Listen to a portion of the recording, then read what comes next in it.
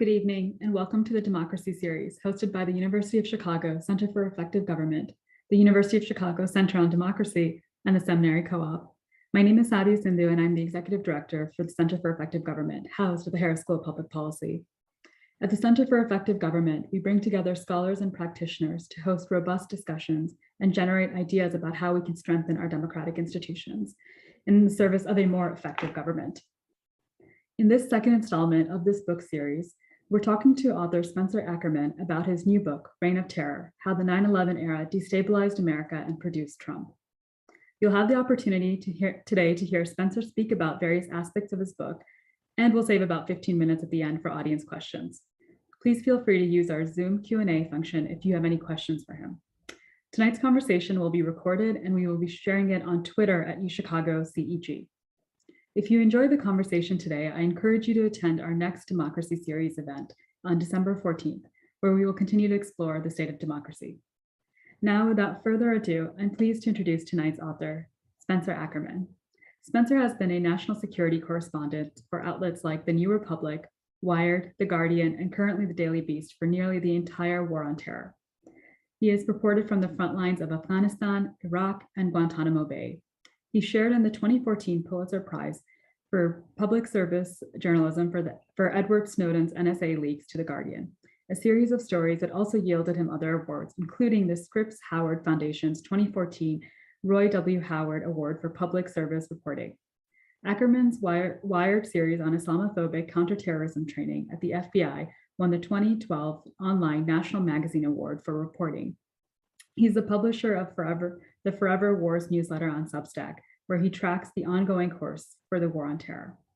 And finally, I'm thrilled to turn it over to our moderator, the director for the Center for Effective Government, Professor William Howell. In addition to Will's role as CEG's director, he's a Sidney Stein Professor of American Politics at the University of Chicago, with appointments at the Harris School of Public Policy, the College, and the Political Science Department, where he currently serves as chair. He's also a member of the Academy of Arts and Sciences and a host of Not Another Politics podcast. Will is an expert on the separation of powers in American political institutions. Will, I'll turn it over to you for what I know will be a super exciting conversation. Thanks, Sadia. And what a delight to be in conversation with Spencer Ackerman. Spencer, look, journalists, sometimes they write breezy sensationalist pieces about popular events in politics, and sometimes they dig deep and they think long and hard about profound issues of our time. And you've written a book that clearly is in the latter camp, as so much of your reporting has been over the course of your career. And so it's a real delight to be in conversation with you and to reflect a bit on, here it is, Reign of Terror: How the 9/11 Era Destabilized America and Produced Trump. What we're going to do is you and I will talk for 30, 40 minutes, and then we will open it up for questions. Encourage people who are watching to type in their questions as we go, and we will be sure to turn to them. And I think maybe a place to start is where you start with the book, which is interesting because you say how the 9/11 era destabilized America and produced Trump. The 9/11 era doesn't, in your telling, actually begin with September 11th. You start the book off with the Oklahoma City bombing in the 1990s. And could you tell us a little bit about why you do that? Well, Will, thank you very much. Thank you to UChicago, to Sadia, to the team that's made tonight's conversation possible, Alexis and Dion. I am a native New Yorker, but I have a lot of love for Chicago. I started the book with the Oklahoma City bombing precisely because I wanted to, in an arresting way, a narrative way, make a point about what is and what is not considered terrorism in the United States. We can see the war on terror after the 9/11 era most clear by looking at whose terrorism it doesn't apply to. And another reason I wanted to start, really a related reason, I should say, that I wanted to start with Oklahoma City is that I wanted to start my book with a journalistic cliche where the journalist kind of zoologically takes a titillated reader through this world of militant cosplay and religiously sanctified violence. Only to make the point that I'm making here, it's important to see that white people do this as well. I wanted to show how the United States' oldest, most resilient form of terrorism is white terrorism, is terrorism that takes as its springboard, as the roots of both its critique, its grievance, and its sense of the future, this sense of an America lost and betrayed by decadent and non-white interests. Interests that, while to you and I and everyone else who can look at the situation whose brain isn't broken, are ultimately served above all other interests in the American racial caste, but nevertheless, this fanatical current, which we'll see again toward the end of the book and throughout the book, as we see it throughout American history, sees it much, much differently. And we need, when understanding the war on terror, to look at whose terror doesn't apply in order to see how structurally racist this entire enterprise after 9/11 is from the start. So this is not about telling the story of the emergence of the security state from Oklahoma City. What you're saying is that this is about getting clarity about what does subsequently emerge in the aftermath of 9/11 and what's at stake, and the ways that race and racism is infused with the project of the security state going forward. Do I hear you right? Yeah, that's right. That, we do this on, some levels by looking at deliberate government policies in response, and in other ways by looking at cultural and media reception. So, for instance, it was entirely uncontroversial to put Timothy McVeigh on trial.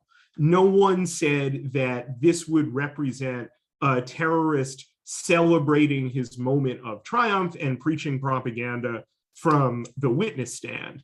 No one said that Timothy McVeigh should be rendered into military custody, that he should be shot on sight, that all of his associates ought to be taken into military intelligence custody. I don't want to belabor the point. I think you can see it pretty clearly. And then also, there is a legislative response after Oklahoma City that is known as the Anti-Terrorism and Effective Death Penalty Act of 1996. It's a very important law because it shows how the response to Oklahoma City is aimed at everyone but the people who committed Oklahoma City and their broader network that perhaps is not operationally allied, but gives that community succor, material support, and ideological sustenance. And what happens there is the United States makes it easier to execute people who are already incarcerated, and also expands the remit of prosecutorial and investigative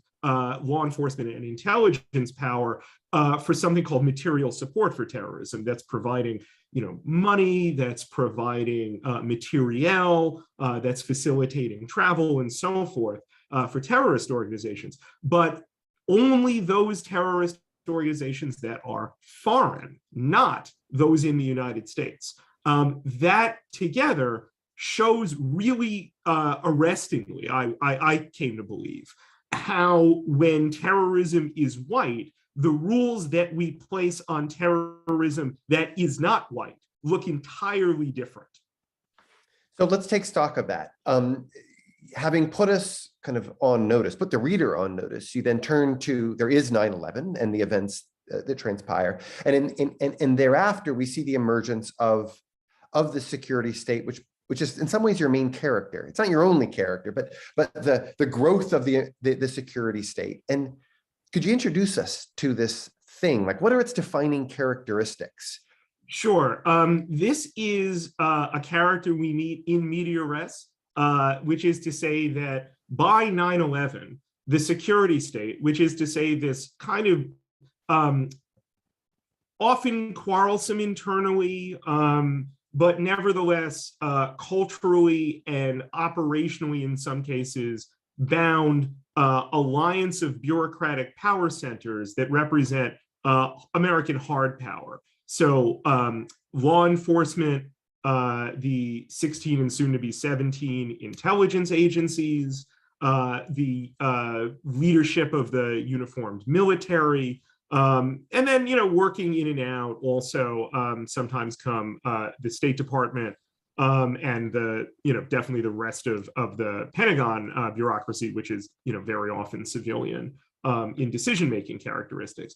Oftentimes, these agencies will see a security problem differently, but all of them are marshaled to execute what we understand as American national security. They are not always, from a big picture sense, the decision makers of national security. They are the ones who implement national security. But in the implementation, particularly the longer that this apparatus goes on and with the greater secrecy that accrues to it, very often making those tactical and operational decisions really is policymaking.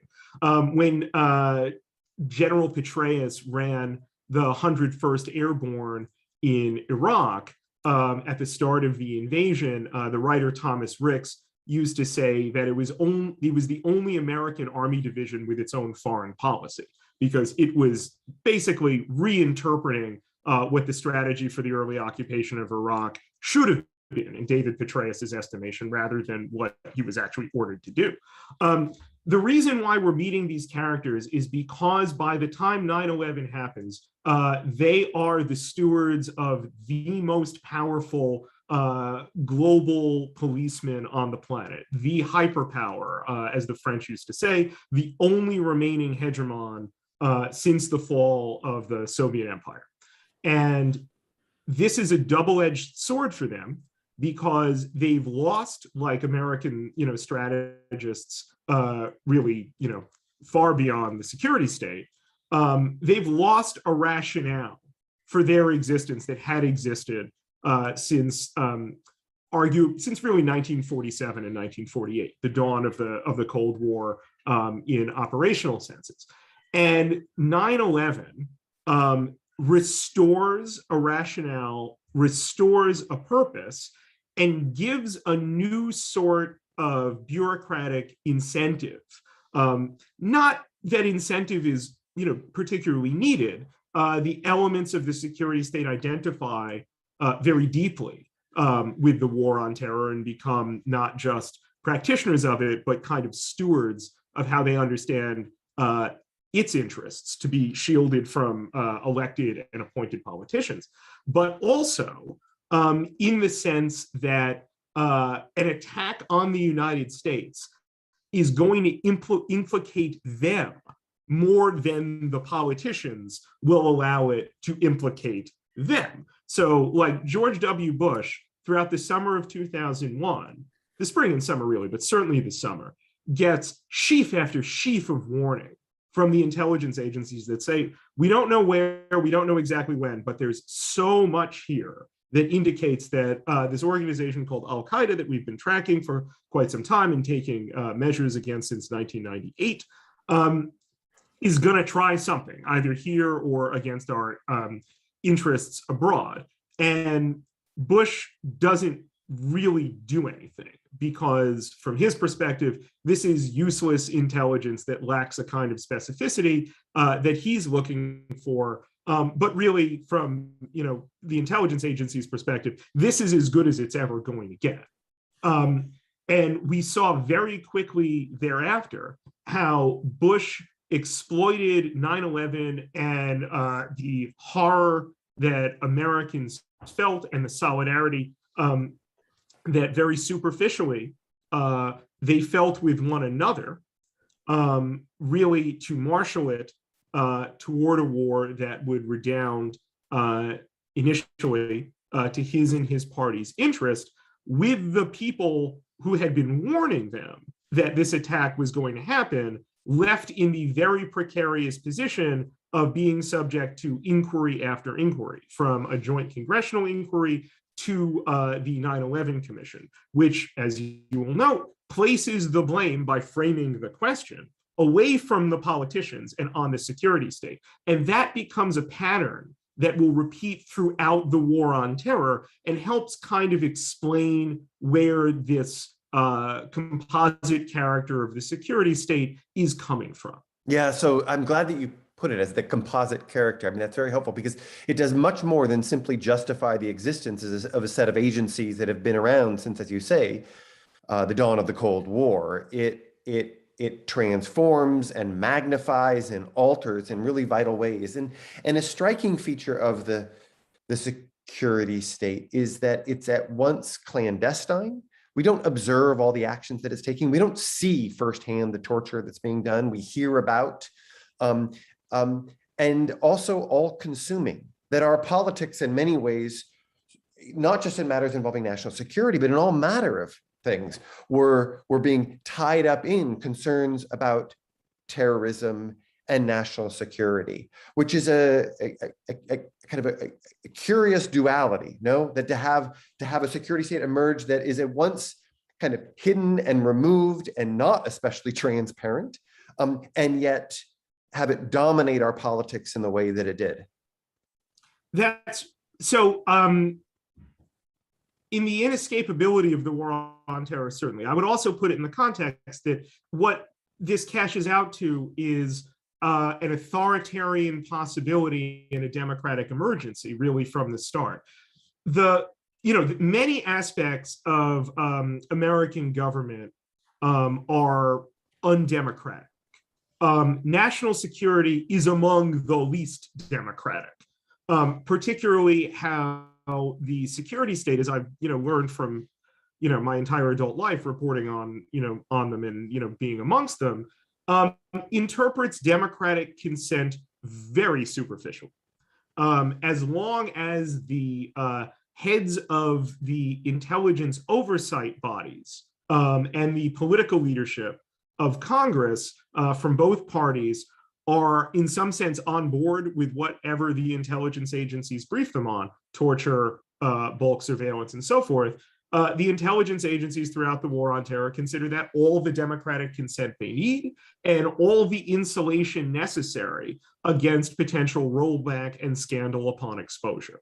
So that happens. Simultaneously, the culture of the war on terror is such that, in a superficial sense, it venerates those in uniform. And politics is supposed to reflect a fidelity with the interests of those in uniform as various politicians define them.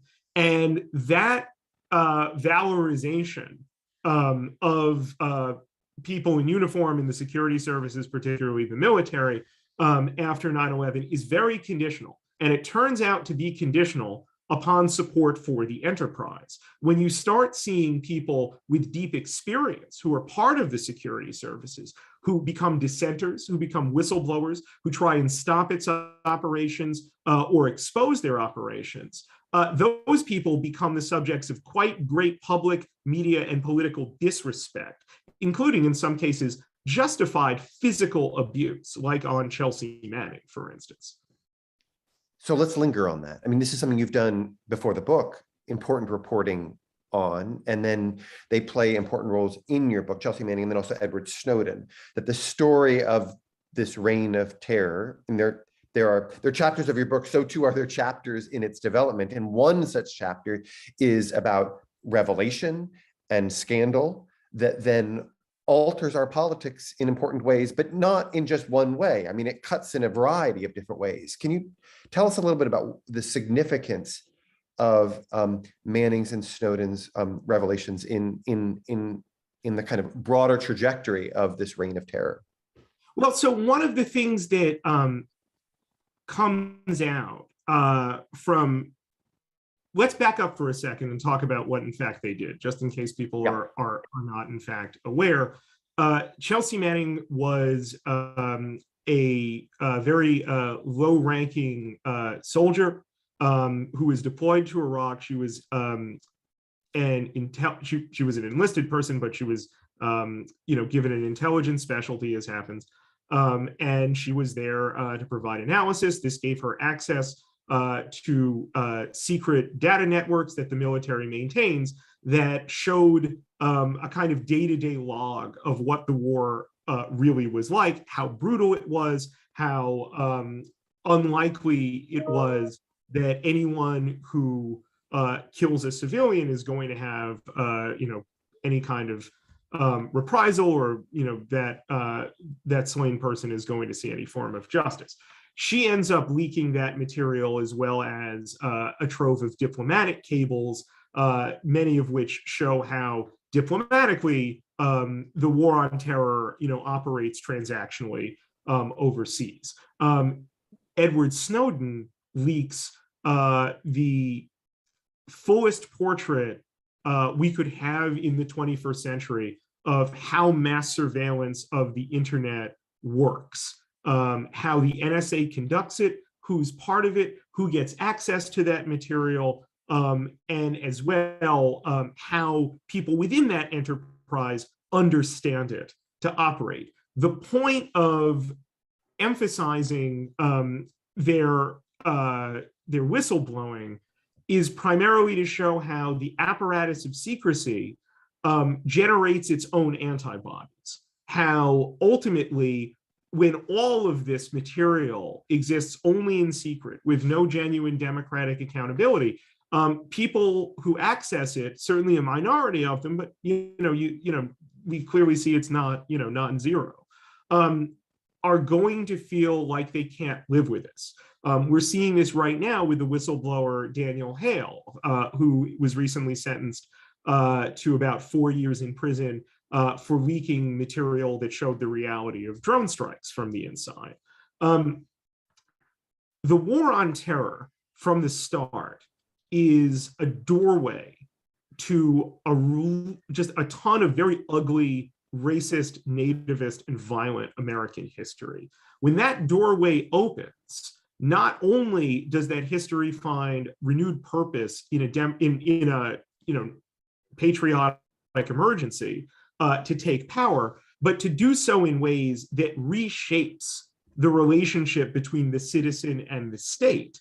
Among the things that occurred as a result of that was the security state in each of its different particulars, whether the FBI, the NSA, the military, the CIA, they share an unleashing of what the prior regime of laws around their operations, whether those concern surveillance, whether they concern torture, or whether they even concerned assassination, in such a way that they no longer applied in a post 9/11 era, and we weren't supposed to know the details of that. We were supposed to trust that it was being used wisely.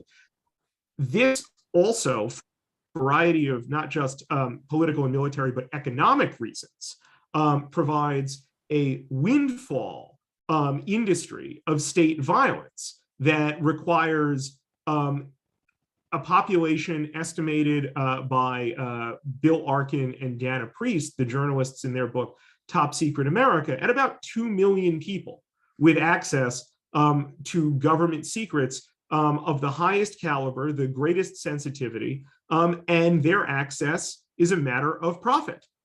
Some of them eventually we see as the pool of read-in people expands, will include Chelsea Manning's, although she was in the military, but Edward Snowden's as well, who was a contractor for the contracting national security giant for-profit Booz Allen Hamilton. And so that kind of cauldron of development is kind of what ultimately leads to Manning and Snowden and their disclosures, not just the secrecy, but the growth of people who are kind of made complicit in both the operations and the secrecy. And so from their revelations come a variety of things. There's all kinds of outrage directed at them, to be clear. But there also is then an opening up of the conversation and the allowance of resistance and opponents to this reign of terror to call it out, and rising levels of distrust of the state that's born of it, that also has antecedents to, I mean, working at a slightly different register, but just as important. We haven't said anything about the Iraq War and its failures, the intelligence failures born of it, and how that sets in motion in important ways the reclaiming of power of the Democratic Party in both the White House and Congress. So you see this sort of pushback happening. But then there's this other thing that happens, which you talk about in the book, in 2010, which is the Cordoba House, which was meant to occupy a building that was damaged by the White House, the World Trade Center with its collapse, that then came to be known as the Ground Zero Mosque. And you say, in a rather arresting line, the transformation of Cordoba House into the Ground Zero Mosque marked the moment a presidency like Trump's became inevitable. Not possible, but inevitable. Why is that? So the next ingredient for this combustible mixture of politics, economics, culture, and war is that the wars go terribly. From the start, they're sold to the American public deceitfully. They are maintained through deceit, through gigantic public lies about their progress, not just lies, but self-delusions and motivated reasoning to conceal how awful this enterprise was, as the people involved in it knew extremely well. And also an extensive series of public lies from the intelligence agencies and the security state broadly to frame the war on terror in ways that concealed what its brutality and its lawlessness really was. So for instance, it wasn't torture, it was enhanced interrogation, which tacitly suggests that it's a better form of interrogation and that the point of it is not revenge, but the elicitation of information, which is nonsense from the start. Similarly, it's not bulk surveillance of everyone's internet activity. It's the terrorist surveillance program, suggesting that it's targeted on people who actually committed terrorism. And down the line, it's not, assassination by flying robot, it's targeted killing.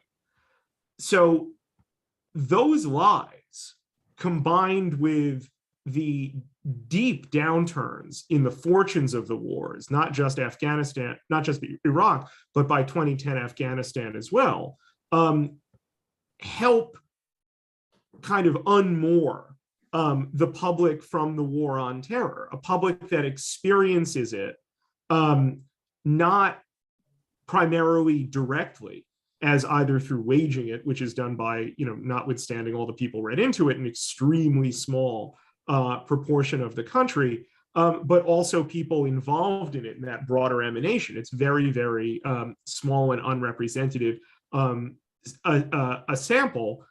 Primarily, the way most of us experience the war on terror is as a media event.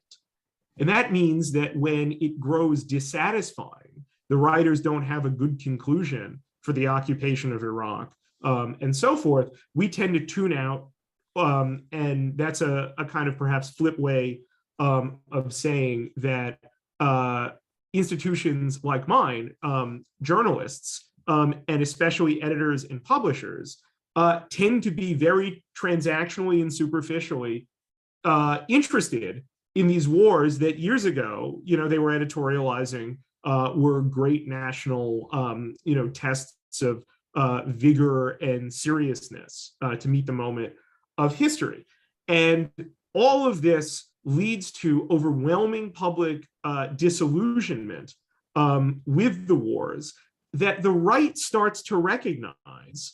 Don't give up on the idea of civilizational violence, that what remains consistent amongst a segment of the right-leaning population from 9/11 to through, where we'll get in here 2010, is that they believe, and they are basically accustomed to believe from their media validators and from their political leadership that what happened on 9/11 is not a response to American policy, and not a response to America's taking upon itself to police the world, and especially the Muslim world, through measures both economic and violent, but a kind of resurgence of an ancient and consistent barbaric form of Islam, which it's important to say misses all relevant points about what happened on 9/11 and about this contemporary past 40 years era of jihad. I commend a new book by the scholar Suzanne Schneider about, I forget, I don't have it right in front of me, but it's a tremendous book about how basically jihad reflects a crisis in modern liberalism, as well as it does within elements of Islamic political culture. Anyhow, that means that the applications of violence that are so unsatisfying abroad because of the ways they expose not American strength, but American weakness, can find different forms of outlet closer to home, where they can be marshaled to limit Muslim civil rights and to persecute and expose those who would stick up for the civil rights of Muslims like their neighbors. This takes the form of a massive right-wing objection to an Islamic-ish cultural center in Lower Manhattan that seeks to be the equivalent of the 92nd Street Y on New York's Upper East Side, which is, sure, a Jewish space, but really more of a civic space for the intellectual and cultural life of the city. This becomes construed, deliberately misconstrued and exploited as something called the Ground Zero Mosque or the Victory Mosque. It becomes a nonstop cause célèbre in right-wing media, the substance of very scary demonstrations. Around the 9th anniversary of 9/11, there was a man who was stabbed driving a cab by someone who was attending those demonstrations, who took, understandably, the message he was receiving that Islam was declaring victory over the United States on 9/11 seriously. And that message even involved Donald Trump, who, as you know, those of us who are New Yorkers of a certain age remember very well, has never found a racist moment in his time in New York City public life that he didn't seek to exploit. And here he tried to do a kind of shakedown letter at a time when he was, seeking to elevate his political profile on the right, that said the Ground Zero, he would buy out a stake in the property at cost. You wouldn't get a good deal, but all this could be behind you. Now go somewhere else. And that was essentially Trump's contribution here. But they won. Ultimately, there wasn't the kind of cultural center that the architects of the Court of a House envisioned. There was only a very scary environment that showed how ready the right was to exploit 9/11 in such a way that had nothing to do with the people who committed 9/11 and everything to do with asserting dominance over an already very deeply endangered minority whose subjugation was now demanded as part of the liturgy of what it meant to read from the right-wing hymnal after 9/11. So you've been focusing on the right, but in 2010, Obama's in power and the Democrats are in control of the House and Senate. And in your telling of this history, the Democrats don't get off scot-free. This is not a straight partisan story wherein there are kind of principled champions of true American values and those who would use the events surrounding 9/11 to perpetrate all kinds of harms. You've got plenty of criticisms to level against the Obama administration in particular. And I wonder if you might take a bit of time to characterize how we ought to think about Democratic involvement, complicity in this reign of terror. Yes, we should think of it as complicity.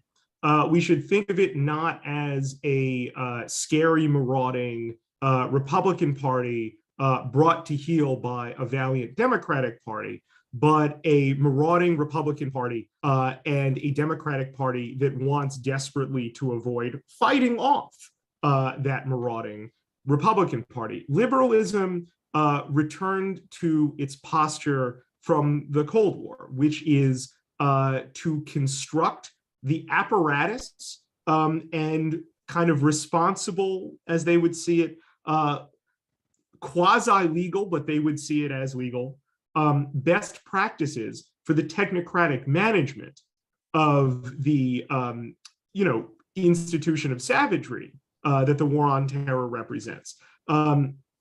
The third chapter of my book, which begins the story of democratic behavior in the War on Terror, is titled Liberal Complicity in the War on Terror. And that is the story that I trace throughout. The ways in which liberalism, out of both fear and interest and patriotism, reconciled itself to the War on Terror instead of fighting against it. And we see this in the way that Barack Obama is an abolitionist of the War on Terror only when it comes to the occupation of Iraq and CIA torture in the black sites. Everything else he tries to wrap within a kind of belt of lawyering, so it makes sort of more, as he and his team will describe it, of a sustainable enterprise.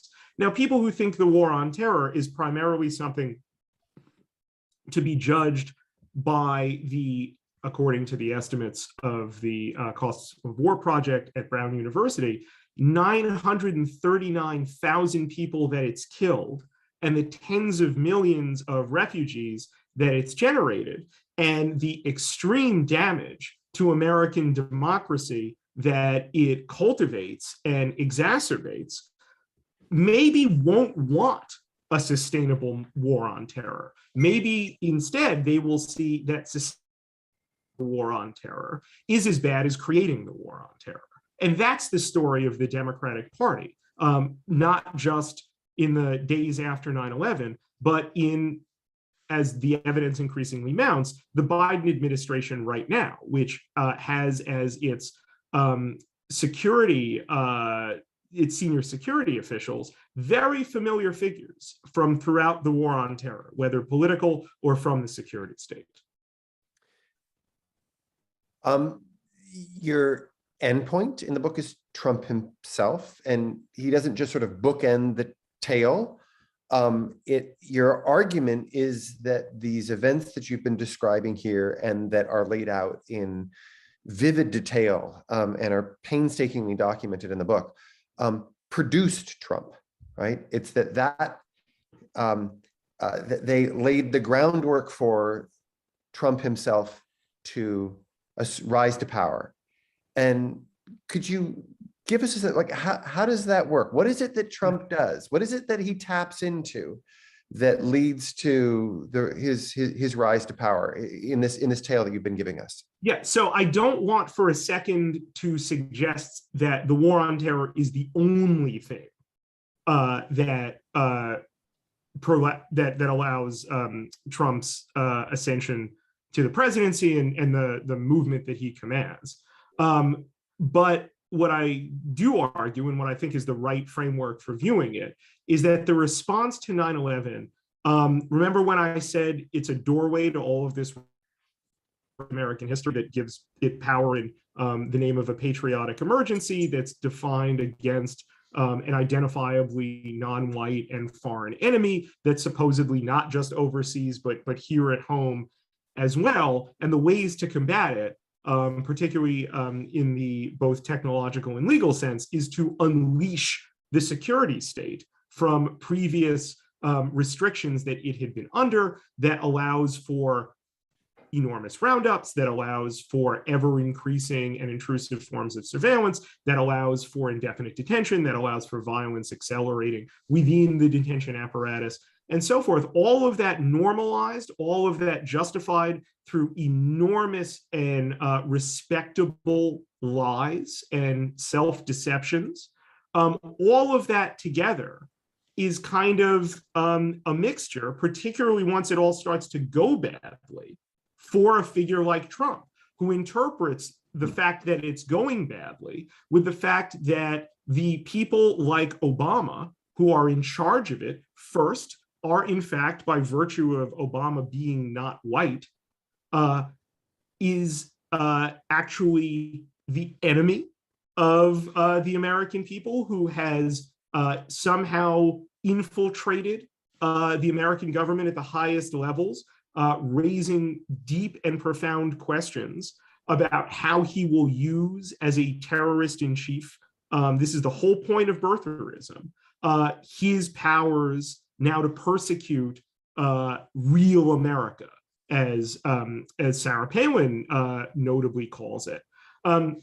So like Barack Obama's election and the financial crash of 2008, obviously these play enormous roles in seeding the bed for Trump.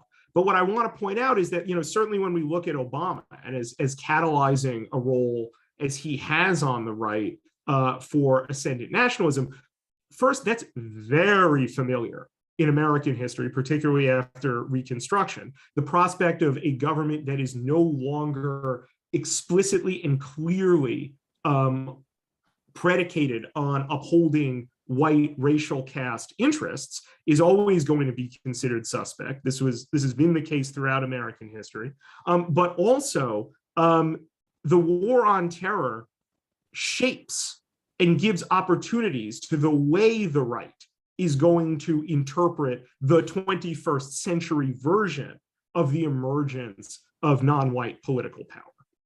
So what we see is a kind of rising level of disillusionment, changes in the tolerance and appetites of the body politic, a set of discredited wars which have the effect of discrediting experts themselves. Yeah, those who wage them are discredited. Not wage them particularly, but those who architect them, yes, who sustain them, and who justify them. Yes, which creates space for somebody like Trump to come along.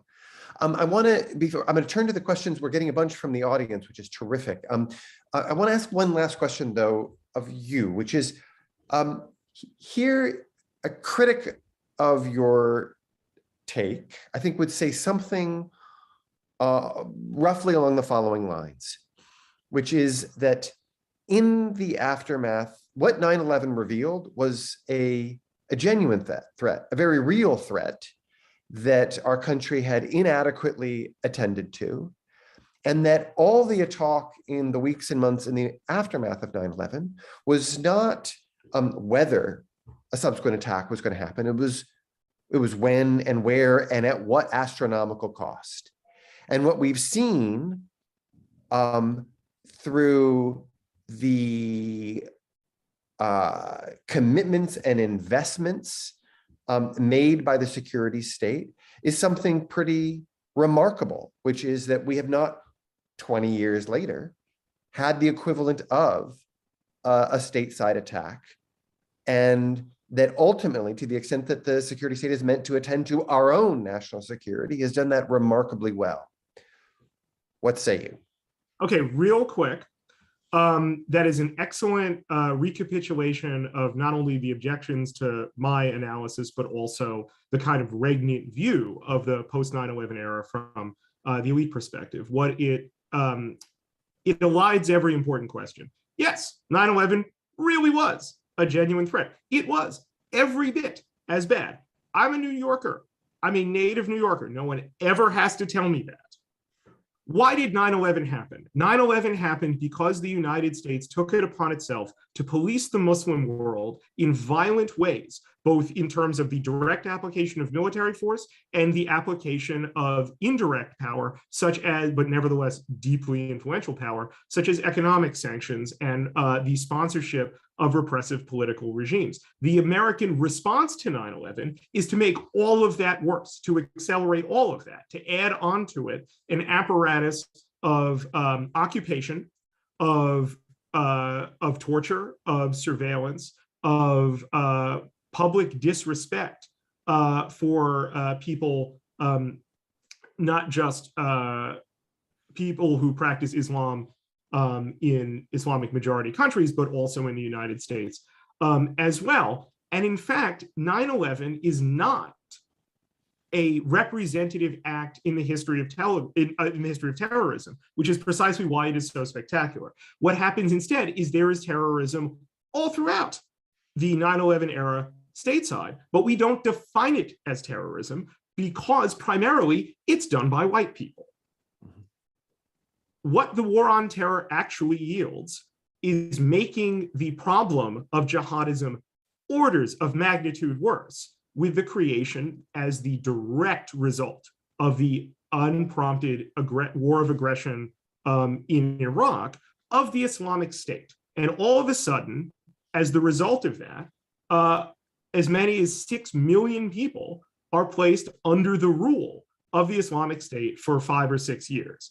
Don't think for a moment there will not be a successor to the Islamic State, because the wreckage that America has caused is nowhere near over. What I'm saying is these threats remain. They are in fact genuine, but they're genuine because the United States perpetuates them. They're genuine because the United States keeps making it worse by continuing with its frankly violent, hegemonic imperial ambitions and structures.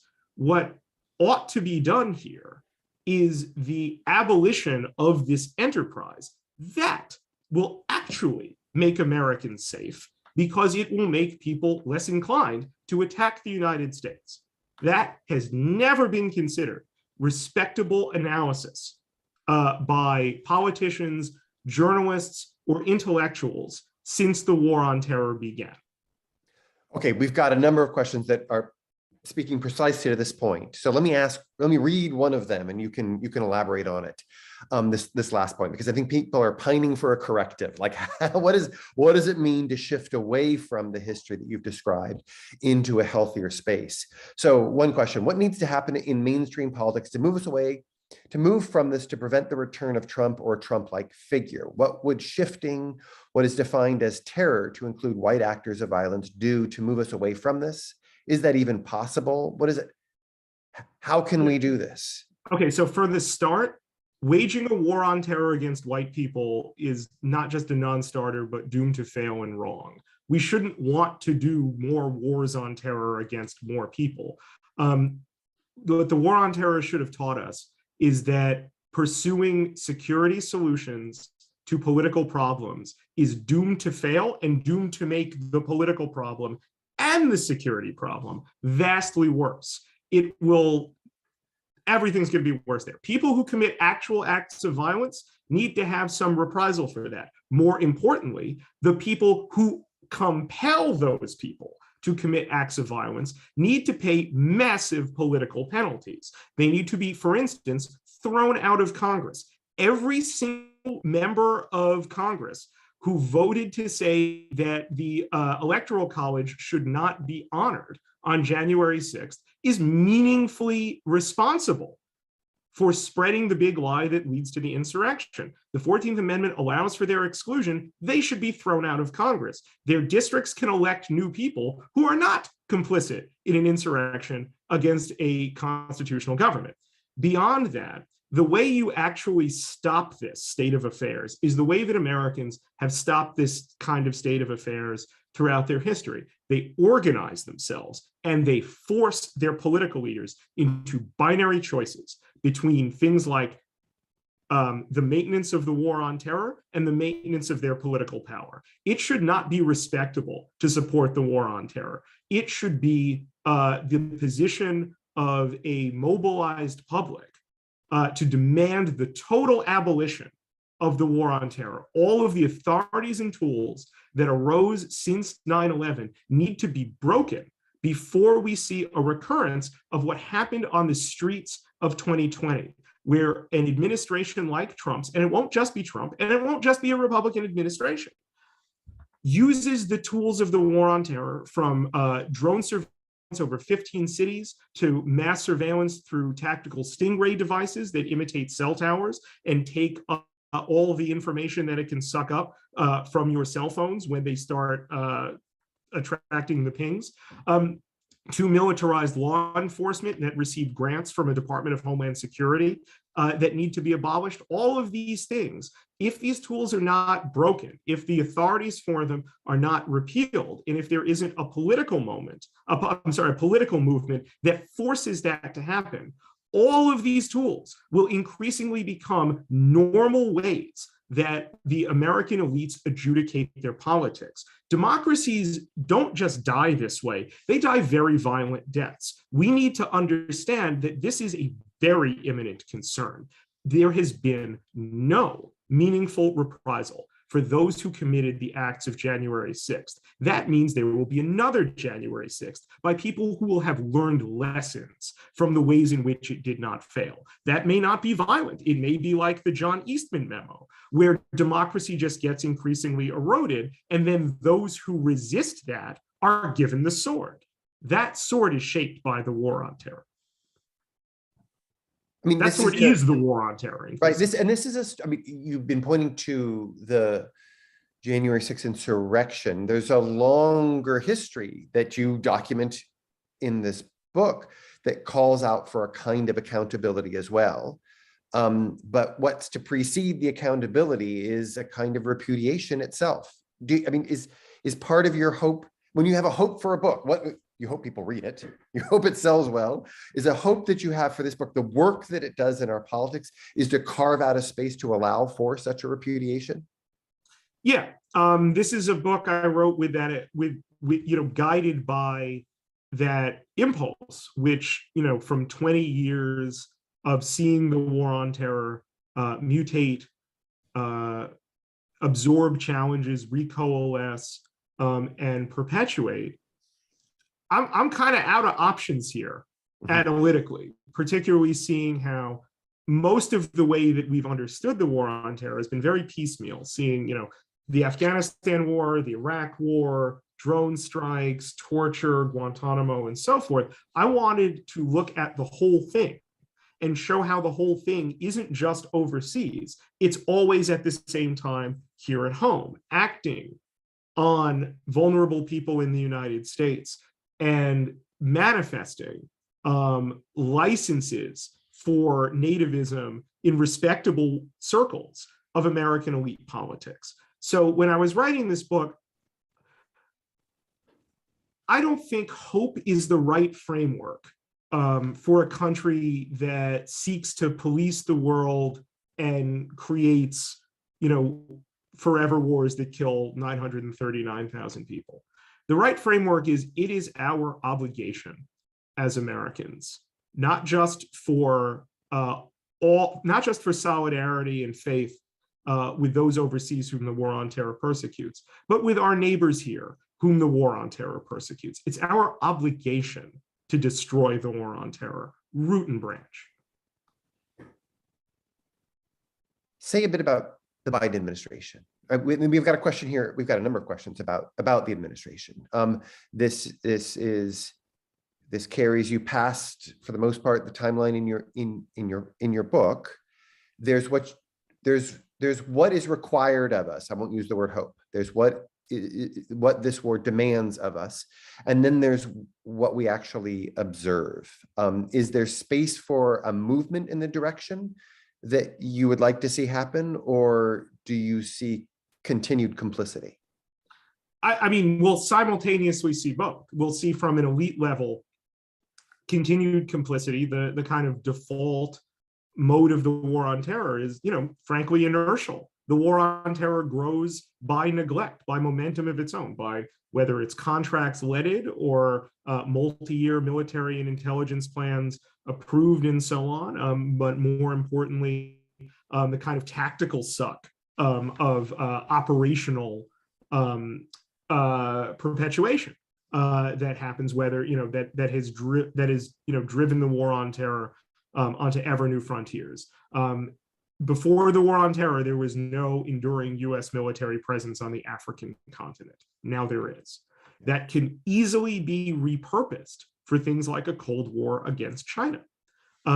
It will very likely take the shape of imperial competition with the Chinese for resources and influence in countries where there is also proxy wars that involve Islamic extremism. These things mutate and mold very well. The people who comprise the Biden administration, in some cases, are very deeply exhausted with the wars on terror. We saw that with Biden himself sticking with the Afghanistan withdrawal. But in other ways, he is recapitulating the mistakes of the Obama administration in not abolishing the whole thing. The rollbacks of the war on terror beyond the Afghanistan withdrawal are in fact very few and very partial. Even the Afghanistan withdrawal is caveated by Biden as well as the Pentagon and the Commanding General of Central Command saying ad infinitum that when they feel like it, they reserve the right to conduct drone strikes. Now we understand the euphemism as over-the-horizon capabilities in Afghanistan and anywhere else they see fit. Remember that Biden framed the withdrawal from Afghanistan, much as Obama framed the withdrawal from Iraq, as a way of leaving an obsolete war on terror battlefield and repurposing American positioning toward the emerging threats of the future that include new wars on terror in places like Mozambique now. At the same time, I think both the election of Obama, the election of Trump, and to a far lesser degree, the election of Biden show that there is as much elite appetite for the war on terror's perpetuation, which is really to say not something they want to see, but something they were afraid of rolling back, as there is public antipathy, not just on the left, but also on the right in important ways, against the war on terror, against the forever wars. This can take very volatile forms, exploitable forms as Trump showed, or it can take solidaristic forms as a reinvigorated American left and especially socialist tradition is showing right now. That socialist tradition recognizes that elite politics, if they are to change, must be made to change, must be forced to change politically. That is where I think the opportunity exists. More and more people recognizing that the American system in really unignorable ways fails and has failed and fails ever greater numbers of people. That ultimately leads to movements that will go in a variety of directions. They can be deeply, deeply scary, deeply violent, or they could represent a new emergence of solidarity inside the United States at a time in which we not only desperately need it at home, but especially around an endangered world. Spencer, thank you for taking an hour to share this history that's so visibly rendered. And again, here's the book, Reign of Terror, How the 9/11 Era Destabilized America and Produced Trump. Sadia. Thank you, Will, and thank you, Spencer. And thank you all for joining us for our second installment of the Democracy Series, a joint initiative that brings you books and authors on this critical topic. Our next event is on Tuesday, December 14th, when we'll sit down with Alexander Bolton and Charisse Thrower to talk about their book, Checks and the Balance, Legislative Capacity and the Dynamics of Executive Power. Please be sure to find us, the University of Chicago Center for Effective Government, the Chicago Center on Democracy, and the Seminary Co-op online for more details. And you can follow CEG on Twitter at UChicagoCEG. We will be sharing this live event on Twitter, and the Seminary Co-op at Seminary Co-op. Thank you again for spending time with us this evening, and have a great night.